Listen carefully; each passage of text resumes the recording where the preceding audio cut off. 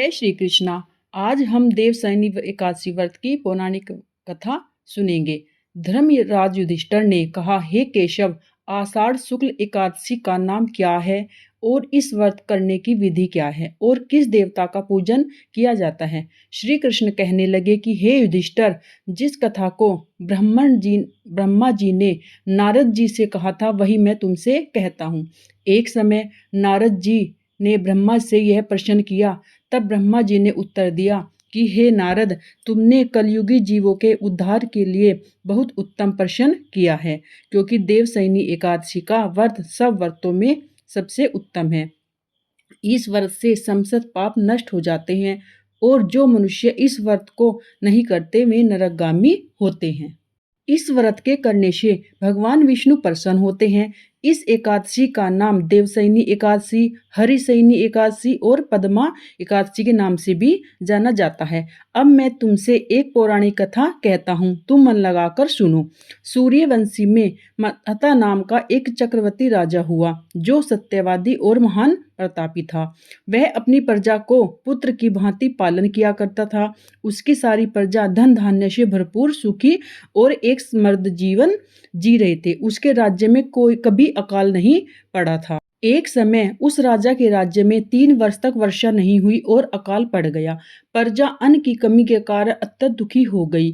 अन्न के न होने से राज्य में यज्ञादि भी बंद हो गए। एक दिन प्रजा राजा के पास जाकर कहने लगी, हे राजा, सारी प्रजा बहुत परेशान है, त्राही त्राही पुकार रही है, क्योंकि समस्त विश्व की सृष्टि का कारण वर्षा ही है। वर्षा के कारण सभी परेशान हैं। वर्षा के अभाव से अकाल पड़ गया है और अकाल से प्रजा मर रही है। इसलिए हे राजन, कोई ऐसा उपाय बताओ जिससे प्रजा का कष्ट दूर हो। राजा मानधाता कहने लगे कि आप लोग ठीक कह रहे हैं। वर्षा से ही अन्न उत्पन्न होता है और आप लोग वर्षा न होने से अत्यंत दुखी हो गए हैं। मैं आप लोगों के दुखों को समझता हूँ। ऐसा कहकर राजा कुछ सेना को साथ लेकर वन की तरफ चल दिया। वह अनेक ऋषियों के आश्रम में भ्रमण करता हुआ अंत में ब्रह्मा जी के पुत्र अंगिरा ऋषि के आश्रम में पहुंचा। महाराजा ने घोड़े से उतरकर अंगिरा ऋषि को प्रणाम किया। मुनि ने राजा को आशीर्वाद देकर कुशल मंगल के पश्चात उनसे आश्रम में आने का कारण पूछा। राजा ने हाथ जोड़कर विनती भाव से कहा कि हे भगवान, सब प्रकार से धर्म पालन करने पर भी मेरे राज्य में अकाल पड़ गया है। इससे प्रजा बहुत दुखी है।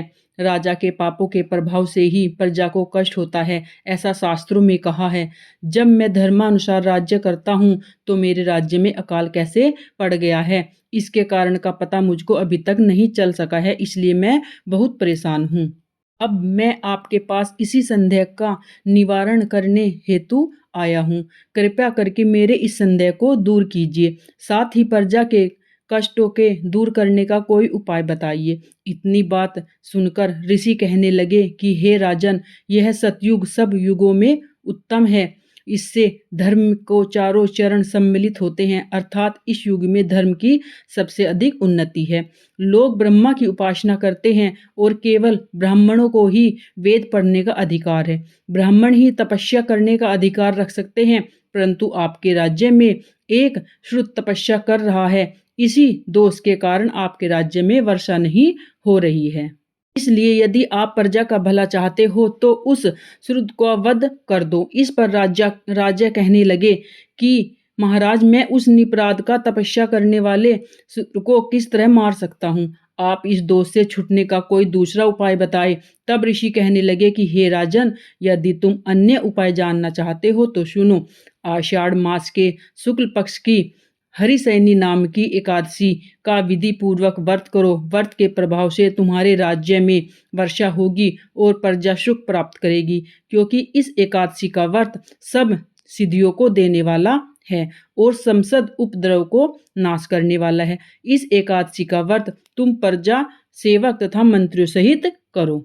मुनि के इस वचन को सुनकर राजा अपने नगर को वापस गया और उसने विधि पूर्वक हरिशयनी एकादशी व्रत का पालन किया, उस व्रत के प्रभाव से वर्षा हुई और प्रजा को सुख पहुंचा। अतः इस मास की एकादशी का व्रत सब मनुष्यों को करना चाहिए।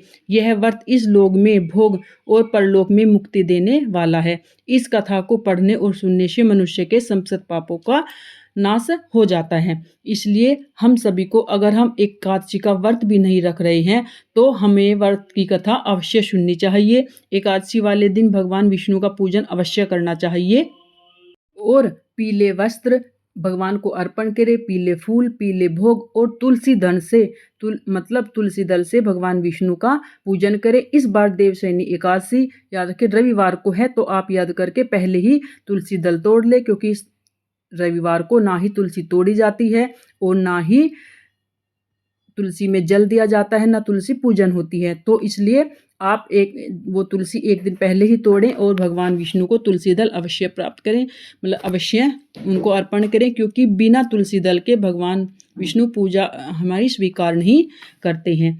आपको कथा अच्छी लगी है तो प्लीज़ चैनल को लाइक करें, शेयर किए और कमेंट में राधे राधे अवश्य